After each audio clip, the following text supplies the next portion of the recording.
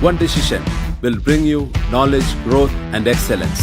We focus on quality education, highly qualified professors, and world-class infrastructure. Joy University. காசாவில் பட்டினியால் தவிக்கும் 10 லட்சம் மக்கள். இஸ்ரேலின் கடும் கட்டுப்பாடுகளால் குடிநீர் கூட போதிய அளவு கிடைக்கவில்லை என்று குமுறும் மக்கள்.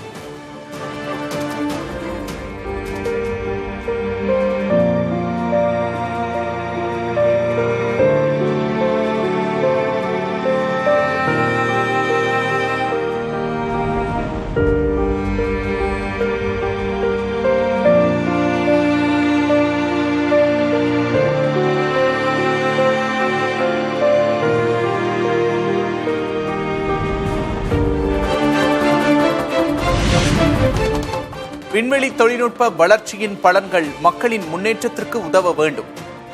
விண்வெளித்துறை புத்தாக்க தொழிற்பயிற்சியினருடன் உரையாடிய போது பிரதமர் மோடி அறிவுறுத்தல்.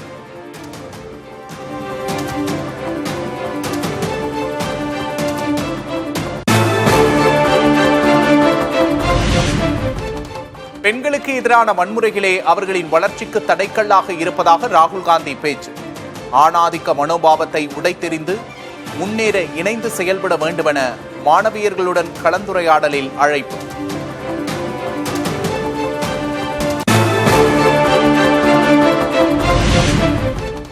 திமுகவில் சென்னையில் மட்டும் 10 மாவட்டங்கள் உருவாக்கம். 2 சட்டமன்ற தொகுதிகளுக்கு 1 மாவட்டம் என்ற அடிப்படையில் பிரிப்பு.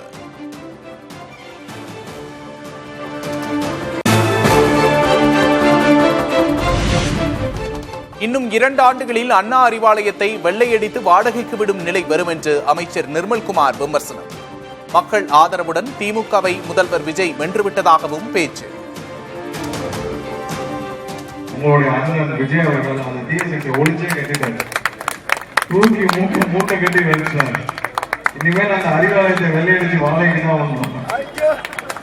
அறிவாலயத்தை இன்னொரு 2 வருஷத்துல பாத்தீங்கன்னா ஒவ்வொரு பொருளும் அறிவாலயத்தை வெள்ளையடிச்சு புதுசா வெள்ளையெல்லாம் அடிச்சு பார்ட்டிஷன்லாம் போட்டு வாடகை விட்டுட்டு நீட்டா அந்த குடும்பம் உட்காந்து சம்பாதிக்கிறாங்க. வேற எந்த வாய்ப்பும் இல்லை.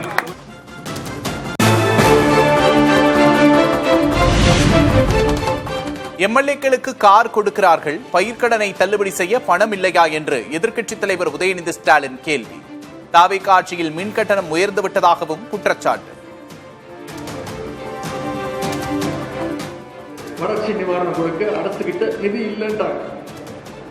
ஆனா என்ன பண்ணிருக்கிறாங்க, ஆளுங்கட்சி இருக்கக்கூடிய சட்டமன்ற உறுப்பினர்களுக்கு கார் வாங்கி கொடுக்கறதுக்கு இந்த அரசு முடிவு பண்ணிருக்கு. அதற்கு எங்கிருந்து வந்தது இப்போ நிதி?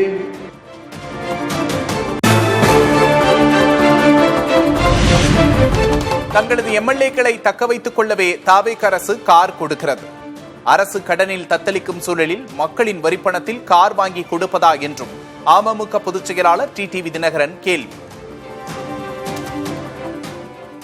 சட்டமன்ற உறுப்பினர்களை தக்க வைத்துக் கொள்வதற்காக மக்கள் வரிப்பணத்தை, இன்னும் சொல்லப்போனால் எதிர்க்கட்சி சட்டமன்ற உறுப்பினர்கள் தங்களை தாக்குவதை விட வேண்டும் என்பதற்காக, அவர்களை தாஜா செய்வதற்காக இந்த கார்லாம் கொடுக்குறேன்ருக்காங்க. எனக்கு தெரிந்தவரை ஒரு 10-15 எம்எல்ஏக்களுக்கு கார் இல்லாமல் இருக்கலாம். அது அவர் கட்சி நிதியிலேயோ இல்லை அவர் தான் உச்சபட்ச வருமானத்தை விட்டு வந்திருக்கேங்கிறதுல அவரே வாங்கி கொடுக்கலாம். அது ஒன்றும் பெரிய விஷயம் இல்லை.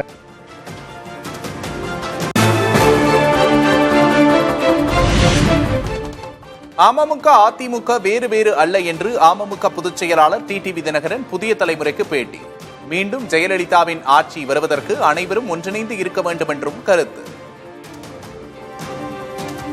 அம்மா மக்கள் முன்னேற்ற கழகமும் அண்ணா திராவிட முன்னேற்ற கழகமும் வேற இல்லை, 2 அம்மாவுடைய கட்சி தான். நான் அவர்கள் கூட தான் நிற்கிறேன். கடந்த தேர்தலில் கூட தான் இருந்தேன், இப்பயும் அவர்கள் கூட தான் நிற்கிறேன். இன்னைக்கு நான் அதிமுக கூட அம்மாவின் தொண்டன் என்கிற முறையில் அவர்களுக்கு உறுதுணையாக நிற்பேன். மழையால் பாதிக்கப்பட்ட பயிர்களுக்கு ஏக்கர் ஒன்றுக்கு 30,000 ரூபாய் இழப்பீடு வழங்க வேண்டும். தாவேக அரசுக்கு அதிமுக பொதுச் செயலாளர் எடப்பாடி கே பழனிசாமி வலியுறுத்தல்.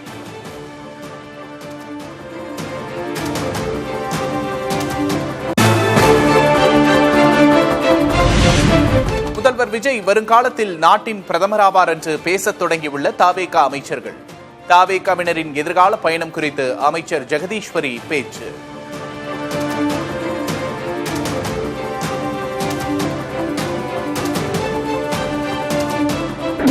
சிஎம் வருங்கால பிஎம் நம்மளுடைய மாண்புமிகு முதலமைச்சர் அவர்கள்.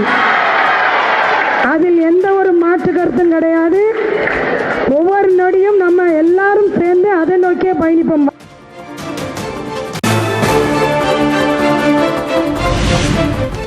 தாவேகாவினரின் செயல்பாடுகளை விமர்சித்த காங்கிரஸ் மாநில தலைவர் மாணிக்கம் தாக்கூர், விஜய் ரசிகர் மன்ற மனநிலையிலேயே தாவேகாவினரின் கருத்துக்கள் இருப்பதாக பேட்டி. விருதுநகர் மாவட்ட அமைச்சர் ஜெகதீஷ் வந்து இன்றைய சிஎம் நாளைய பிஎம் சொல்லியிருக்காங்க. பிரைம் மினிஸ்டரா வந்து விஜய் தான் முன்னிறுத்துறாங்க. ராகுல் காந்தி வந்து தமிழக வெற்றி கழகம் ஏற்றுக்கொள்றாங்க நினைக்கிறீங்க? அவங்க இன்னும் எல்லாருமே ரசிகர் பண்ற போர்ட்ல இருக்காங்க. அதனால நீங்க ரசிகர் பண்ற போர்ட்ல இருக்கவங்களை நீங்க ஒன்றும் மாற்ற முடியாது.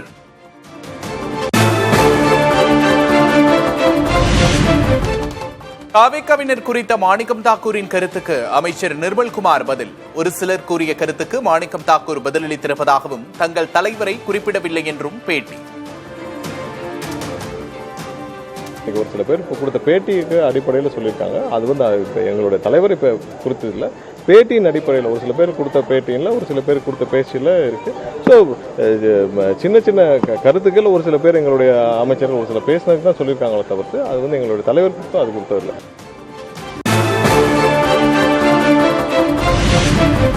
நாடாளுமன்றத்தில் எங்களுக்கு பிரதிநிதிகள் கிடைத்ததும் இந்தியா கூட்டணியில் இணைவோம். எம்பிக்கள் இல்லாமலும் சேரலாம் என்றால் 1000 கட்சிகள் கூட்டணியில் இணையும் என்றும் அமைச்சர் நிர்மல்குமார் பதில். இந்தியா கூட்டணி இருக்கவங்க எம்பிக்கள் இருக்கிற கட்சிகள் மட்டும் தான். இப்போ எல்லா கட்சியும் சேர்த்தாங்கன்னா இப்போ பிரதிநிதித்துவம் இல்லாத கட்சிகளை சேர்த்தால் அவங்க ஒரு 1000 கட்சியாவது சேர்க்க வேண்டியது.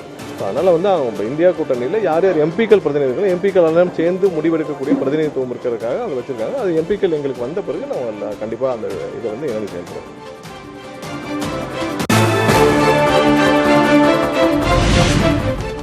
விஜய் அரசை கவிழ்க்க காங்கிரசும் கம்யூனிஸ்ட் கட்சிகளும் நாள் பார்த்து கொண்டிருக்கின்றன. ஆதரவை திரும்பப் பெறுவோம் என்று மிரட்டுவதாகவும் பாஜகவின் நாராயணன் திருப்பதி விமர்சனம்.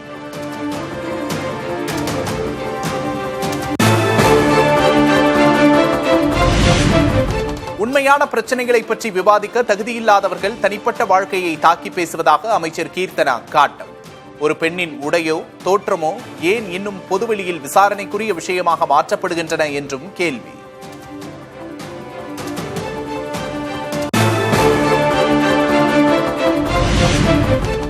அன்பில் மாரியம்மன் கோவிலில் அம்மை வார்த்தவர்கள் தங்கும் மண்டபம் அமைக்கப்படும் என்ற அறிவிப்பு வெளியான விவகாரம்.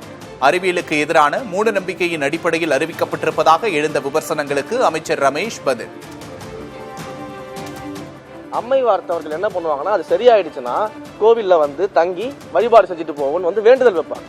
அதன் அடிப்படையில் அந்த மண்டபத்தை அனௌன்ஸ் பண்ணோம். நடுராத்திரி 12 மணிக்கு எந்திரிச்சு மொத்த திமுகவுடைய இணையதள உடன்பிறப்புகளை என்ன பண்றாங்கன்னா, அம்மை வார்த்தவர்களை போய் அந்த மண்டபத்தை தங்க வைக்கிறீங்களே, இந்த நோய் பரவிடாதா, மெடிசன்ஸ் வரலையா, இன்ஜெக்ஷன்ஸ் வரலையான்னு ரொம்ப அறிவாளித்தனமா நடுராத்திரி 12 மணிக்கு அறிவை வெளியில் எடுத்து வச்சு இப்படி ஒரு பிரச்சாரத்தை நேற்று நைட்டு பண்ணிக்கிட்டு இருக்கிறாங்க.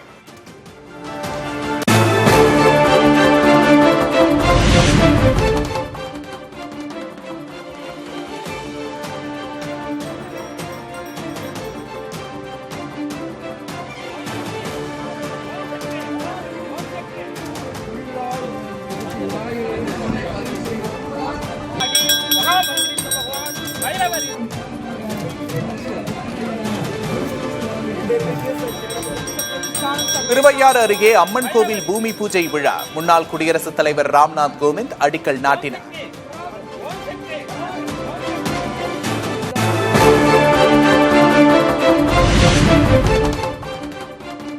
ஆவணி சுபமுகூர்த்த நாளையொட்டி கோவில்களில் நடைபெற்ற திருமணங்கள்.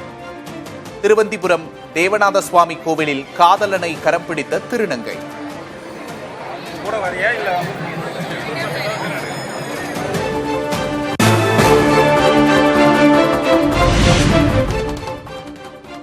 ஆண்டிப்பட்டி சந்தைப்பேட்டை மார்க்கெட்டில் 10 மடங்கு விலை உயர்ந்த வாழை இலை. 500 ரூபாய்க்கு விற்பனை செய்யப்பட்டு வந்த ஒரு கட்டு வாழை இலை 5500 அதிகரிப்பு.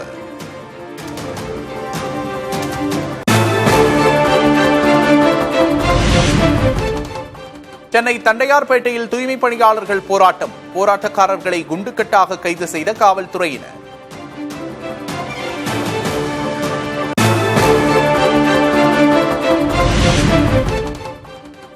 சென்னையில் போராட்டத்தில் ஈடுபடும் தூய்மை பணியாளர்களோடு பேச்சுவார்த்தை நடத்திய மாநகராட்சி ஆணையர். கோரிக்கைகள் தொடர்பாக முதல்வர் விஜயை சந்திக்க அனுமதிக்க வேண்டும் என்று உழைப்போர் உரிமை இயக்கம் கோரிக்கை.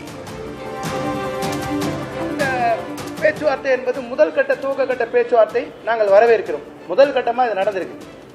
நாங்கள் குறிப்பாக எங்களோட கோரிக்கை முதலமைச்சர் ஜோசப் விஜய் அவர்களை, இந்த துறையினுடைய அமைச்சர் அவர்களை சந்திக்க வேண்டும் என்பது எங்களோட கோரிக்கை.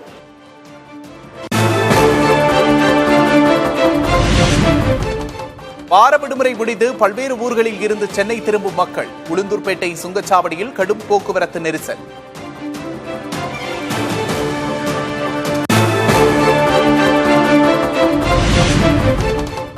சிவகங்கை அருகே சட்டவிரோத மின்வேலியில் சிக்கி இளைஞர் உயிரிழப்பு. மின்வேலி அமைத்தவர் மீது உரிய நடவடிக்கை எடுக்க வேண்டும் என்று உறவினர்கள் வலியுறுத்தல்.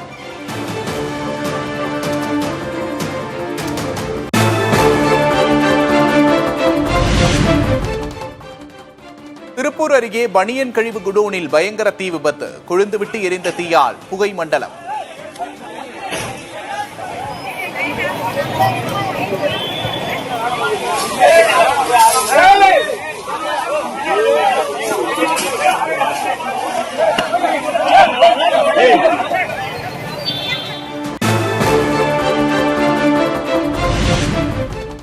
சர்க்கரை விலை உயர்வை எதிரொலி புகழ்பெற்ற ஸ்ரீவில்லிபுத்தூர் பால்கோவா விலை கிலோவுக்கு 80 ரூபாய் வரை அதிகரிப்பு.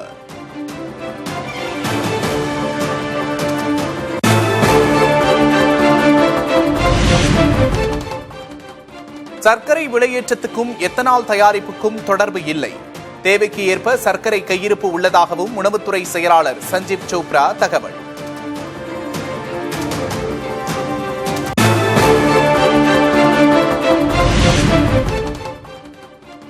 சென்னையில் தங்கம் விலை கடந்த 20 நாட்களில் சவரனுக்கு 14,000 ரூபாய் உயர்வு. நாளுக்கு நாள் தங்கம் விலை அதிகரிப்பதால் சாமானிய மக்கள் அதிர்ச்சி.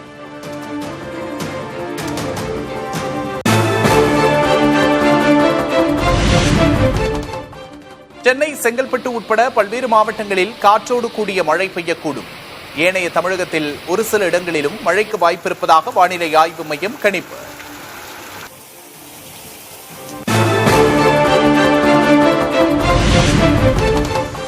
கோவை மாவட்டத்தின் மலைப்பகுதிகள், நீலகிரி மாவட்டத்தில் நாளை மற்றும் நாளை மறுநாள் கனமழை.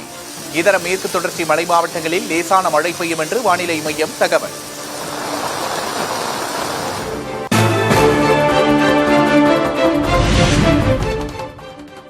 கர்நாடக அணைகளில் இருந்து காவிரி ஆற்றில் நீர் திறப்பு 15,804 கனடியாக அதிகரிப்பு.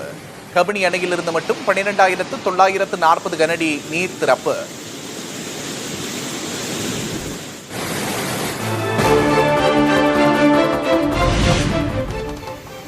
தமிழகத்திற்கு வரும் காவிரி நீரின் அளவு வினாடிக்கு 13,000 கனடியாக அதிகரிப்பு. ஒகேனக்கலில் 8வது நாளாக பரிசல் இயக்க மாவட்ட நிர்வாகம் தடை விதிப்பு.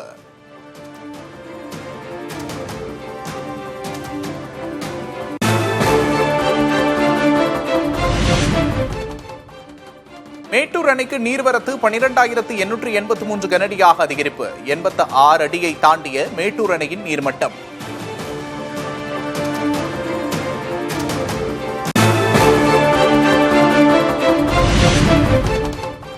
விடுமுறை தினத்தையொட்டி ஒகேனக்கல் அருவியில் குவிந்த சுற்றுலா பயணிகள். மெயின் அருவி, சினி அருவி, காவிரி ஆற்றில் குளித்து உற்சாகம்.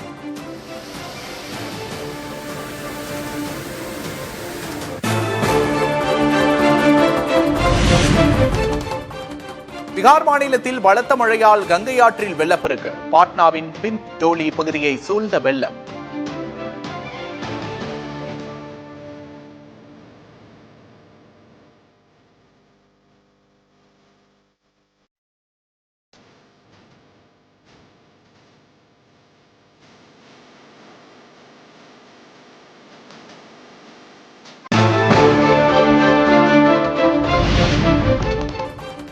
உத்தரப்பிரதேசம் ஹாப்பூரில் கங்கை நதிக்கரையோர கிராமங்களை சூழ்ந்த வெள்ளம். பாதிக்கப்பட்ட மக்களுக்கு நிவாரணப் பொருட்கள் வழங்கும் பணி தீவிரம்.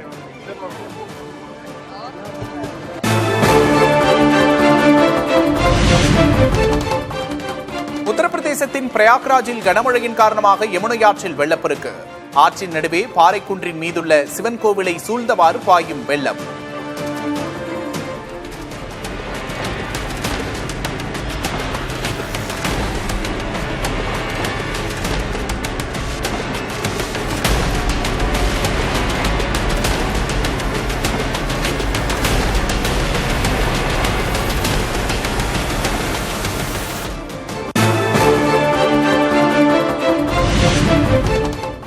ஜம்மு காஷ்மீர் மாநிலத்தில் பெய்து வரும் கனமழையினால் சலால் அணைக்கு நீர்வரத்து அதிகரிப்பு. அணையின் அனைத்து மதகுகளில் இருந்தும் தண்ணீர் திறப்பு.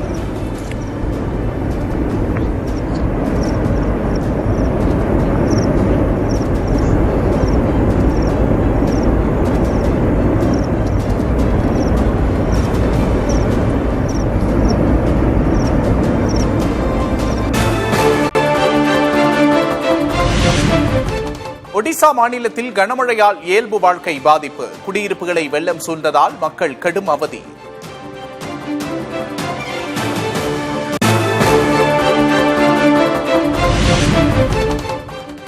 சத்தீஸ்கரில் நடைபெற்ற வேளாண் தேர்வில் எண்டோஸ்கோப் கேமரா மூலம் வினாத்தாளை கசியவிட்டது விசாரணையில் அம்பலம். கல்லூரி பேராசிரியர் மற்றும் 5 மாணவர்கள் கைது.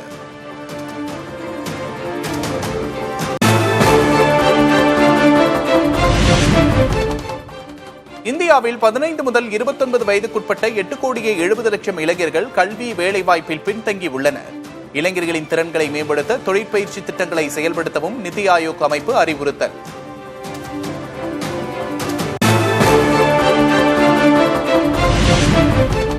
ஒடிசா அருகே பனாமா நாட்டு சரக்கு கப்பல் கடலில் மூழ்கி விபத்து. கப்பலுடனான தகவல் தொடர்பு துண்டிக்கப்பட்ட நிலையில் மாயமான 22 பேரை தேடும் பணி தீவிரம்.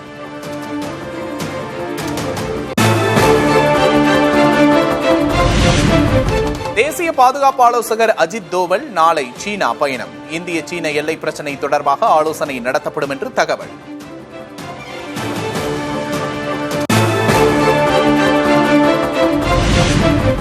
அமெரிக்காவின் நெவாடாவில் 10,500 ஏக்கர் பகுதியில் மரங்கள் செடிகளை அழித்த காட்டுத்தீ. குடியிருப்புகளை தீ நெருங்கும் நிலையில் ஹெலிகாப்டர் மூலம் தீயணைக்கும் பணி தீவிரம்.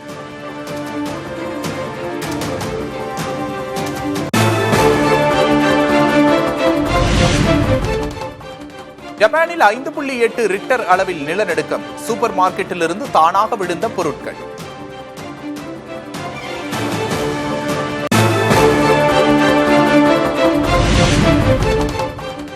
ஆர்டிக் கடல் வழியாக ஐரோப்பாவுக்கு சரக்கு கப்பலை அனுப்பிய தென்கொரியா.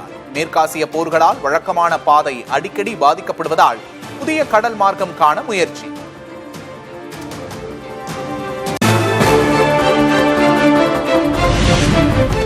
இலங்கைக்கு எதிரான 2வது டெஸ்ட் போட்டியின் முதல் நாள் முடிவில் 5 விக்கெட் இழப்புக்கு 300 ரன்கள் குவித்தது இந்தியா.